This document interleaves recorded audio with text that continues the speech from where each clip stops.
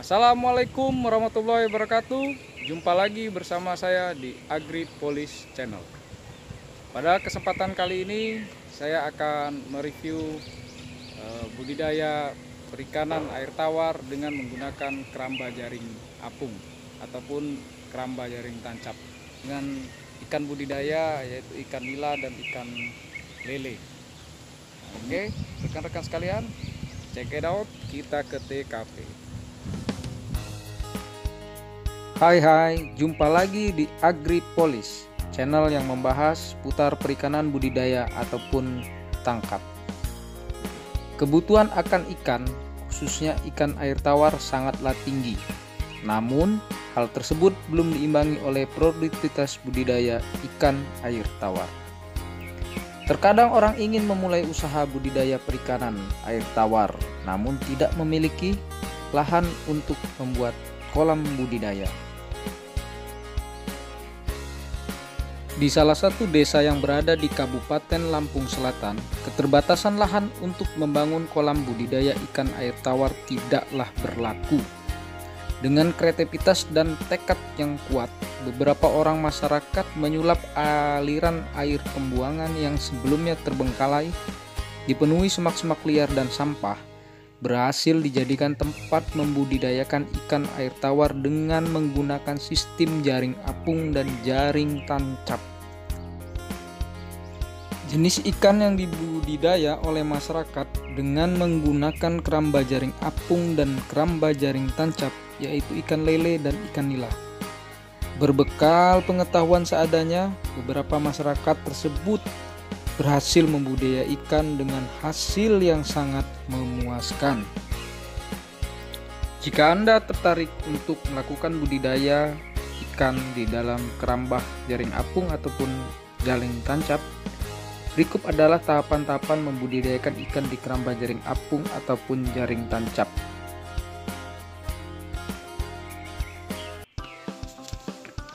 Yang pertama, bersihkan lokasi dari sampah dan batang kayu yang berada di dalam air agar tidak mengganggu jaring keramba. Yang kedua, siapkan jaring keramba. Sebisa mungkin pergunakan jaring keramba yang berkualitas agar keramba tidak mudah jebol atau rusak. Yang ketiga, rekan-rekan sekalian, siapkan bambu sebagai rangka keramba. Jika ingin membuat keramba jaring apung, jika ingin membuat keramba jaring tancap, cukup pergunakan batang kayu yang cukup tahan air. Kemudian kayu tersebut ditancapkan dengan kuat di dasar media air atau sungai yang akan dibuat keramba tancap. Untuk keramba jaring tancap, jenis kayu dapat menggunakan kayu beringin laut karena kayu beringin laut itu sangat kuat di dalam air. Lalu yang keempat, pasang jaring keramba, kemudian direndam selama beberapa hari agar tumbuh lumut. Tujuan menumbuhkan lumut di jaring keramba agar bibit ikan tidak luka terkena jaring keramba. Yang kelima, setelah itu timbang bibit ikan yang akan dimasukkan ke dalam keramba, lalu masukkan bibit ke dalam keramba.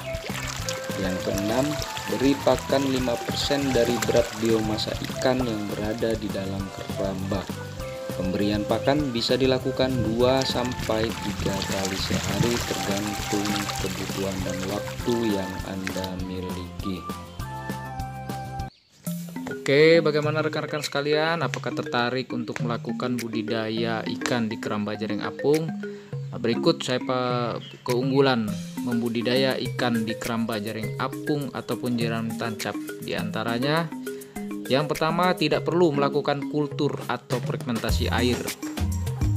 Yang kedua, tidak perlu menggunakan pompa air ataupun aerator yang otomatis menghemat listrik, rekan-rekan sekalian.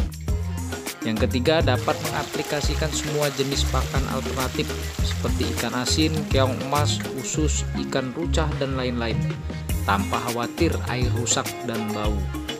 Yang keempat, pertumbuhan ikan cenderung lebih cepat.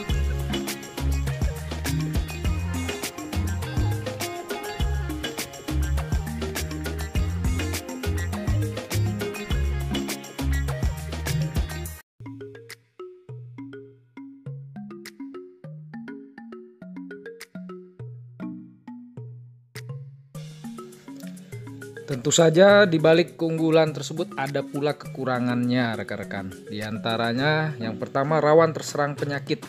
Dikarenakan budidaya dengan menggunakan keramba apung ataupun tancap, penggunaan air yang sama dengan keramba-keramba yang lainnya, otomatis jika salah satu keramba terserang penyakit, maka sangat riskan untuk tertular ke keramba-keramba lainnya. Yang kedua, proses sortir dan panen membutuhkan tenaga yang lebih rekan-rekan sekalian. Terus yang ketiga, ikan rawan lepas jika kualitas jaring tidak baik. Namun kalau kualitas jaring baik, insya Allah tidak akan bermasalah rekan-rekan.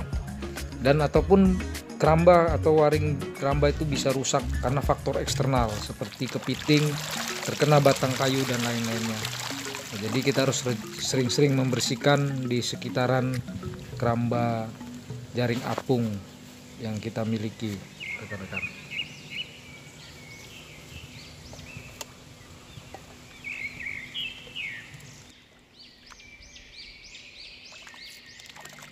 Oke rekan-rekan sekalian, nah itulah salah satu sistem budidaya yaitu menggunakan keramba jaring apung, di mana keterbatasan yang dimiliki oleh beberapa masyarakat tersebut dapat dijawab atau diatasi dengan kemauan dan tekad yang tinggi rekan-rekan.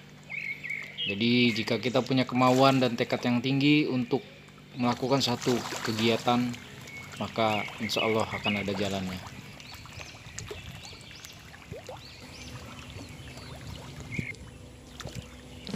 Oke rekan-rekan sekalian, yang belum subscribe silahkan subscribe, like and komennya kita tunggu rekan-rekan, karena kritik dan saran dari rekan-rekan sekalian sangat bermanfaat untuk membangun channel ini agar kedepannya lebih berkembang rekan-rekan sekalian.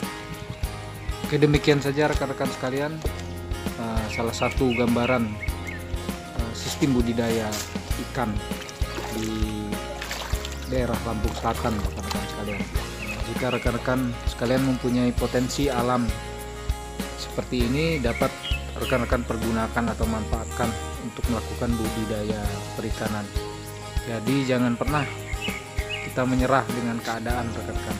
Di masa pandemi ini kita harus berputar otak kita untuk menyambung hidup